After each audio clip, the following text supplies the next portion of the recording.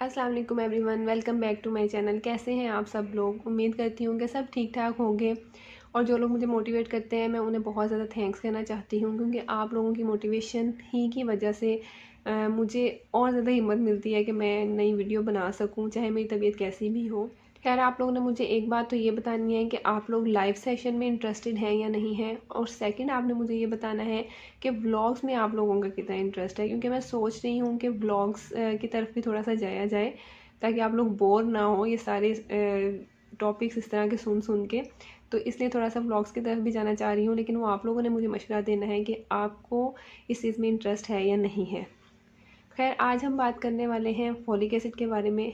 Folic acid की tablets जो हैं, आपने आमतौर पर देखा होगा कि डॉक्टर जो है वो रिकमेंड करती है जब भी आप कंसीव करना चाहते हैं या प्लान कर रहे हैं प्रेगनेंसी के लिए। सेकंड, जब आप कंसीव कर भी लेते हैं तो हमल के शुरू के दिनों में जो है वो फॉलिक एसिड आपको रिकमेंड की जाती है। अब कंसीव करने से पहले अक्सर लेडीज़ के माइंड में ये क्वेश्चन आता है कि फॉलिक एसिड हमें दी गई है, तो क्या ये हमारे लिए ठीक है या नहीं है, क्योंकि मोस्टली जो है वो 3 महीने का एक ड्यूरेशन दिया जाता है कि 3 महीने पहले आपको प्रेगनेंसी प्लान करने से फॉलिक एसिड डेली बेसिस पे लेना स्टार्ट कर देनी चाहिए।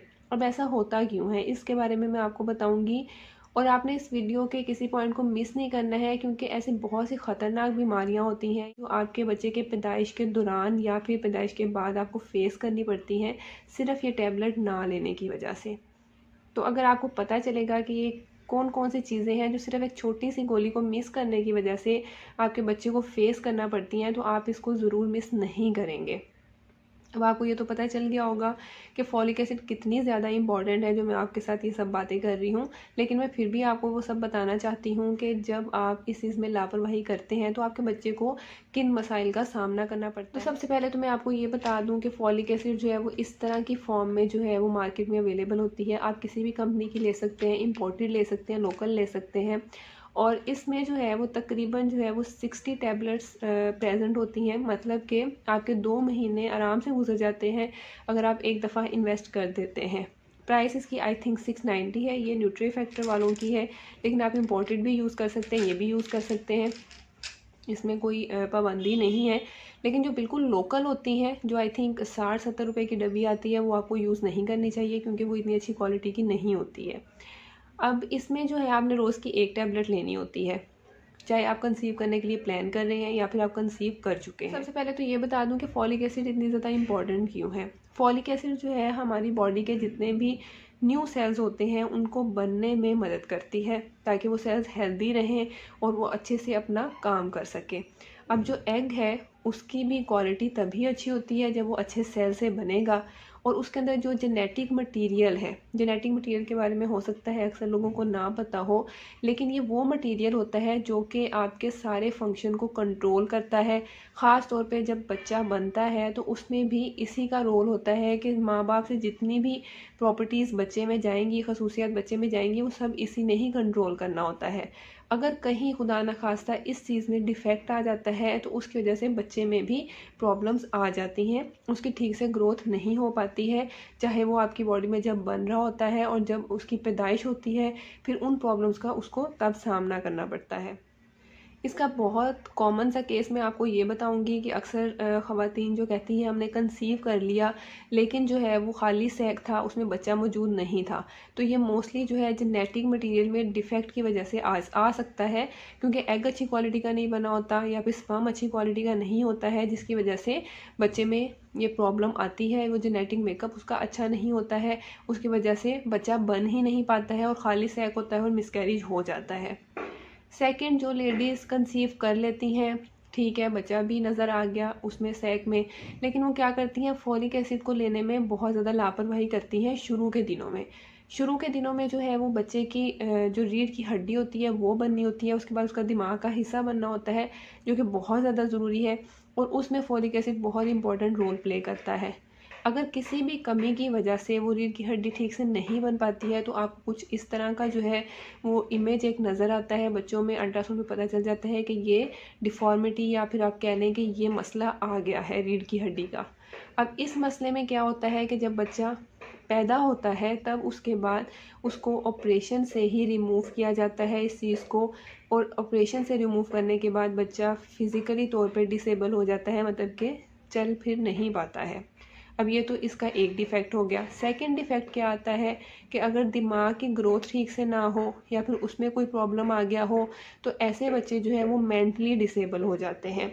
जैसे कि अक्सर बच्चे आपने सुना होगा कि पैदाइश के बाद उनका जो है मेंटल लेवल उतना अच्छा नहीं होता है, या आपको कुछ अरसे के बाद पता चलता है, तो वो भी मेंटली डिसेबल हो सकते हैं। सिर्फ एक छोटी सी गोली ना खाने की वजह से इतना बड़ा मसला आ सकता है। इसके अलावा जो लोग मेंटली डिसेबल होते हैं या फिर आप कह लें कि जो बच्चे जिनमें काफ़ी ज़्यादा प्रॉब्लम आ जाता है मेंटली, तो वो बच्चे पैदाइश के बाद सरवाइव नहीं कर पाते हैं। तो अक्सर ख़वातीन ये भी कहती हैं कि हमारा बच्चा पैदा हुआ तो उसके बाद उसकी डेथ हो गई। उसमें एक रीज़न ये हो सकती है कि उनके दिमाग की ग्रोथ ठीक से ना हुई हो। थर्ड केस क्या होता है कि अक्सर जो है मेरे सामने तो ऐसे बहुत से केसेस आते हैं जिसमें बच्चों की पैदाइश के बाद जो है वो ख़वातीन कहती हैं कि मेरे बेटे के दिल में सुराख है, ये चीज़ पता चलती है।